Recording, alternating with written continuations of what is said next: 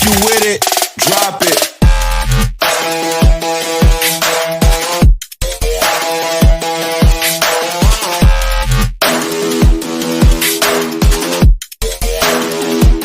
Hi guys, it's your girl and I wanted to have this conversation. So this is another episode of the Mantate Show.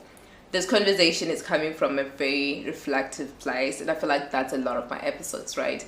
So I keep thinking about the idea of balancing productivity with care and love for self, because one of the things I guess that I'm always talking about is just the power of self-care, the power of being cognizant of your mental, physical and emotional wellness. Because if you're in good space, I do think that you have a better chance of showing up every day in a better space and with better capacity to do what you need to do. So I think in thinking about this conversation, one of the reasons why I wanted to be here is because I'm a big advocate, right, of self-care and self-love, but I'm also like a big advocate of like productivity, exploring your talents, exploring your creativity, and just finding the space to be everything that you need to be, whether it's work, school, your personal interests and stuff like that. So I was thinking just how, you know, we can advocate for these two different things, but where do we converge them? Like, where do they marry? Because I think that we are all, I shouldn't put you guys in this, but I might be guilty of advocating for both things, right? So I'm thinking that there needs to be a line of balance, because I love being productive. One of my happiest things in life is to just be doing things. When I'm relaxing, I want to relax doing things I enjoy, you know, like I don't want to be, I don't know, I just don't have it in me to not be doing something I like. It could be watching a movie, right? That's something I like. It could be something like, you know, I'm reading a book. It could be working on a piece and I'm so sorry for my look. It could be me creating something like this. It could be me just, you know, being outside, checking out coffee shops, checking out new spots and things like that. So when you start thinking about these things, it's a mix of things. It's a mix of things that are good as, you know, models of resting and taking care of self. But I also think that inside all of this, there is a tendency for us, the people that like doing, to do things that we feel like are resting, but they're not actually resting. So like, for instance, I was listing some of the things I enjoy doing as my way of resting. When you think about it, it's not that deep, right? It's not much of it's not work, but some of it is actually work, because if I'm sitting here and I'm like enjoying creating this and it's my way of like, okay, it's been a long day, it's been a long week, let me just create my thing. It's actually work in a way, because for it to move from just being here to you guys seeing it, from, you know, like the setup and the shooting, right, and then to the editing and putting it out so that you guys see it, that's actually work. So even if in this moment it might not feel like work because I'm just, you know, here talking, which is something that I enjoy to do, but there is that whole thing of there's going to be a lot of work that's created in this time of rest. Do you get what I mean? So it's more like you are resting, but your mind is not resting because you're creating something. You're already thinking about, okay, I'm gonna edit this, I'm gonna put it out, what's the topic that I'm gonna give this, what's the definition in the summary I'm gonna give it, how am I putting it out, when am I putting it out there, all those questions that you're asking yourself, right, that you wouldn't ask yourself if your resting was just like you just chilling on the couch or just sleeping, and all the other things that people do when they're resting that don't lead to something productive. So I think this is me in this space kind of just stopping to realize like, yo, is there a possibility that potentially you might be resting but also working in your rest, and what does it mean for you? Because the other thing I'm very big on is just this idea of preventing burnout. I do believe that we need to prevent burnout more than we, you know, find ourselves trying to recover from burnout. I always think that prevention is always better than cure, because some people don't recover, you know, from burnout. Some people struggle to, it just steals from you your time, your joy. It steals from you opportunities and a whole lot of other things. So I think mentally, I'm always trying to think about how do you make sure that you stay within, you know, the bounds of, you know, wellness. You don't cross over into that space of I'm so exhausted, my body can't take it, I can't do this anymore type thing. So I do think that I need to like sit down and ask myself like, okay, at what point is it okay to rest that way, where it's like productive in a way, and also at what point is it okay to just be chilling and not doing anything? So I think it's a very interesting space, especially for me, because I feel like my life is structured in a very interesting way, right? I have very crazy days, but also my days are not too crazy. Like, they're crazy in a way because there's a lot going on, but it's also like I get a lot of time for me. Do you get what I mean? Like, I will find time in my day to do something I like, right? And I think that's the whole concept of resting. Resting is not necessarily me being like, okay, today I'm gonna sleep 14 hours, today I'm gonna just sit on my couch. Rest could be anything that you fit in your day that allows you to just move away mentally from things that, you know, you consider as work. So I think it's, for me, this idea of like there's little spaces for things I like, for moments of self, just time on my own with myself, just being able to just breathe and enjoy the joy of life, you know, just, you know, think about things that are nice to think about. So I think because I've got all of that scattered across my day, so it's always that thing of like, okay, what does rest for me mean? Do I sit down and, I don't know, sleep longer than yesterday? Do I sit down and I don't know, what is it, you know, that can look like rest? So I think for me, it's just this moment where I'm like, okay, I see that you've scattered your rest. Maybe you need to audit that rest, right? So I need to sit down with myself and be like, okay, what has rest looked like for you over the months, over the years? Because I've had a very specific way of living, right? So I'm like, what has rest looked like? What kind of rest has worked for your body and your mind? What kind of rest allows your body to actually rest? Not like, you know, it's resting but it's not resting. I'm like, what kind of rest is actually working for your body? What kind of rest is good for your body? Because it's not all rest that's good for your body. And I think the conversation I'm having right now is kind of giving you guys an idea of it, because you could be resting, but if it's productive, it's keeping your mind busy, you're consistently working something out, it means that the time that you've set aside to rest is actually being used, because you're kind of creating space, or you're doing the, you know, foundational work for the productive thing that you have to do outside of your rest. So I think it's like this consciousness is healthy. I think it starts with that. Everything in life that we need to build as a habit basically starts with us recognizing what's working and what isn't working, what is missing, what are the habits that are not there that need to be there, what are the ones that are there that maybe shouldn't be there, right? So I think I've been starting to think a lot about this, and I'm hoping that's a conversation that you can have with yourself as well, where you just sit down and be like, okay, what does rest feel like for me? What does rest look like? We need to do like an audit of our rest, right? Because a lot of us, and I want to say a lot of us, assuming that there's other people like me that are like hyper productive, love doing different things, enjoy doing what they do. So sometimes it doesn't feel like work. You know how they say, there's always that thing of, if you work in something you love, or if your work is something that you're passionate about, that you love so much, it doesn't feel like work. I mean, it's a good thing, right? To love what you do. I love what I do. I love waking up every day and being able to show up and do the things that I love doing, that I do. But also on the other hand, it's like, okay, we see that it doesn't feel like rest, but it can easily be misleading in this sense. So on one end, right, the idea of it being like, you know, it doesn't feel like work means that there is a way in which some sort of productivity around that passion can actually start feeling like rest. Like, I'm resting, I'm chilling, so I'm just going to do this. It's easy to do because like it's an environment and a pace that you're used to, that you've built, that's good for you, right? So it is for you some sort of rest, because it's much more chilled than your other, you know, productivities. But the truth of the matter is, it's still productive. So if you start thinking about work that way, if work is not like work, then maybe like work needs to be like work. So I get the sense that it's really just built around the idea of some things, if we're not loving the work that we do, some of the things can become so exhausting. So the idea of work not being like work is more like coming from a place of, you love it so much, it doesn't feel like it's exhausting so much, it doesn't feel like it's overwhelming, it doesn't feel like, you know, you're not excited about it. So I think it's a nice quote to use.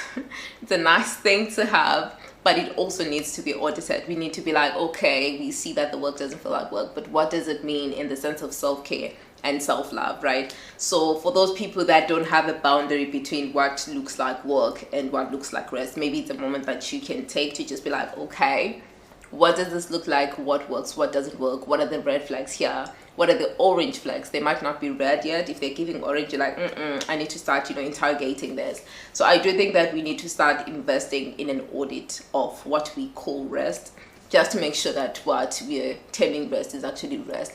Rest is good for your mind. Rest is good for your body. Rest allows you to just be able to see things that you wouldn't see if you're on the move. Because if you are moving, if you're there's a way in which your brain focuses on that, or you're too in that to be able to see outside. So I think rest sometimes feels like getting out of things to be able to see things without having to do anything about things in that moment of rest, right? And so I would really recommend that you audit and also start thinking about better ways of resting. So for me, I think the challenge, like I said at the beginning, that the challenge is how can I find ways in which the things that I call rest that are low-key productive can stop being a part of my rest, you know? And I also know that there's a lot of people that would say that they don't have the luxury of resting as much as they would want to rest. And I know that, you know, people have to do what they gotta do, but I think more than anything, your body, your mind, and your spirit, you just need to take care of that before you take care of work around you, before you take care of other things, because when your body is done, all of those other things are not going to benefit. Your body at some point is just going to crash, and when it crashes, it's very difficult to rebuild, to come back to self. You will do it if you put, you know, the work to do it, but I just feel like if you can avoid it, just do your best to avoid it. So trying to always remember that the work is great, what you gotta do has to be done, but what comes first is your mind, your body, and your, you know, your spirit. So if you invest in all of those things, I do feel like, you know, we can be better in how we show up every day. I think we can love our people better. We can be able to be better friends. We can be better, you know, siblings. We can be better children to our parents. We can be better, you know, colleagues at work. We can be better partners to our partners. We can be, you know, we can be better people for ourselves, for the people around us, and for the things that we need to do every day, whether it's work, it's, you know, things we do with our people, or it's things that we do with the community and things like that. So yeah, so the conversation today is just about that. It's just about the value of just taking a step back, being able to breathe and feel that breath, like feel the air come in, stay long enough before you just throw it out, you know. I feel like, yeah, that's the mindset, or that's the kind of conversation I'm having, and I hope it's a conversation that you find worthwhile. And I also think, well, I hope that it's a conversation that you'll start having with yourself if you haven't been having it. It's very important to rest. I know, there's a lot of people in the world that will tell you, like, this person sleeps 4 hours and then they've been productive their whole, you know, life, and they're billionaires and whatever. I'm just like, I get that, and that's a good thing. Maybe when I get my billion and I can see that sleep gives me billions, I might just change my mind. I'm joking. So the point here is to say it's easy to just look at people and be like, okay, this person doesn't rest, they are always, but people have established ways of resting, ways of just slowing down that work for them. And then there are also people that stretch themselves too much because they're more looking at like the goal, the vision, you know, get that billion, get that thing out. It's a good thing to chase something, but I do think that for me, if I have to chase something and lose myself in the process, then that something is not worth it. Like whatever it is that I'm chasing has to be, you know, worth the best version of myself. So I would say that, you know, before you think about, oh, okay, I'm gonna chase this first, like think about, am I in a good space to chase that? If I'm not, what do I need to do to make sure that I continue being in good space, so that when you get there, you also enjoy it? Because what's the point of chasing something? You get there and then like you don't have, you know, the spiritual, emotional, and the, you know, the mental space to actually be there to enjoy it and be present for whatever it is. So yeah, I do recommend that we re-engineer our brains and start thinking differently about rest and our love for self, because I do feel like rest is an act of self-love. Like it's a very beautiful way of hugging yourself. It's like you're just telling yourself, I love you so much, I value you, and I want you to know that, you know, I want to always be taking care of you. So different ways of resting, and I'm not going to unpack that because a lot of people have their own different ways of resting. I have my own that I enjoy, and they're really based on what my week is structured like, what my month is structured like. So when you have structure and when you don't have any sense of structure because you're on holiday, the conversation is obviously different about, you know, the way that you rest, the way that you show up for your body and your mind and your spirit. So I would say that think about those kind of dynamics in order to figure out what actually works for you. So I think for me, it does differ. It depends on just where I'm at in my year, in my month, and things like that. But definitely, I'm one of those people in life that's like always trying to look for things that I enjoy doing as a way of rest. And I know that sounds very exciting. It is actually exciting. But I also want to recognize that I need to have like a sustainability mindset, like a long-term mindset where I'm like, okay, this is great, but is it sustainable? Do you always want to be doing the things that you love as a way of resting, or do you want to find ways of resting that are totally out of, you know, your usual kind of, you know, creativity and stuff like that? So I do think it's a very good thing to think about these things, and also to contextualize your kind of rest, because it doesn't work the same for everybody, right?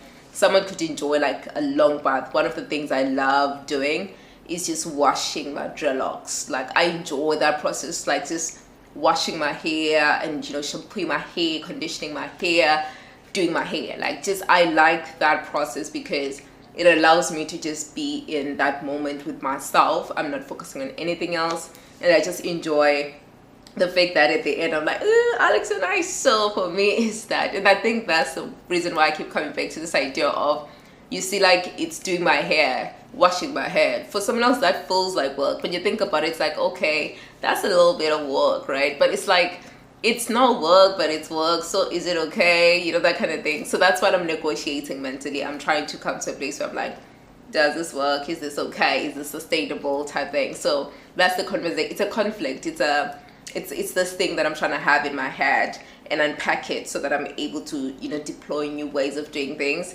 So I would say do the same kind of audit. And a lot of that obviously is going to be calling yourself out, because it's like, this is good and bad behavior. Which aspects of bad? What do we take out, and what do we build in as a replacement for, you know, those kind of habits? So I would really recommend that you sit down and say, okay, what does my rest look like? What opportunities for rest do I have? What are the things that I enjoy doing to actually rest? Some people like cooking as a way of resting, which is kind of cool, but it's also like, it has elements of work. So when you think about it, you're like, okay, what really is this resting? Is rest just sitting down and sleeping? Is rest watching a movie? Is rest, you know, doing my hair? Is rest doing self-care? Is it doing my face? Is it playing with my hair? Is it doing my nails? What is rest, you know? So I do think it's a very big question. I don't have an answer for it. I think that there are some instances where my kind of rest has worked for me. There's some instances where I'm like, baby girl, you're playing with fire. So it's like, I want to be in a place where I'm able to give that balance, because I think it also does impact, you know, over time with the people around me, to say how much I show up for the things that are called rest. If they're always something with an element of productivity, it means that if I'm having to share that space and time with the people around me, the people that I love, it means that I'm having to redesign myself. So it's a better place now when I have time and energy to just kind of like invest in ensuring that the lifestyle that I build in terms of my work and my rest and my self-care is actually compatible with sharing my space with people. And part of that is, for me, it's easier because I'm far from home, so I don't have, like, on a week or a month, I don't have to go somewhere where I'm like, I'm visiting family, I'm seeing this person and I have to do it.